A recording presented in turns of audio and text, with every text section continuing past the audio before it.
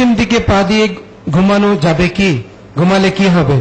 পশ্চিম পূর্ব কেবলামুখীর বিষয়টি পেশাব পায়খানার জন্য, শোয়ার জন্য নয়। শোয়ার সুন্নাত হলো ডান কাতে দোয়া পড়ে শুইতে হবে। পা কোন দিকে আর মাথা কোন দিকে এ কথা আল্লাহ রাসূল বলেননি। পেশাব পায়খানার বিষয়টি হলো কেবলার দিকে মুখ করে পিছন করে পেশাব পায়খানা করা যাবে না। ঘেরা জায়গা তো না করার চেষ্টা করবেন।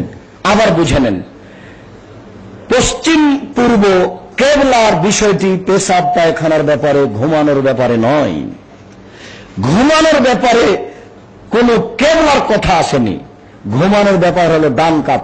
অতএব পশ্চিম দিকে পা করে ঘুমানো যাবে না। এটা একটা কুসংস্কার, একটা শিরকি নীতি চলে আসছে, যা বাতিল করতে হবে। বলেন। প্রশ্ন আসছে যে হিন্দু রেস্টুরেন্টে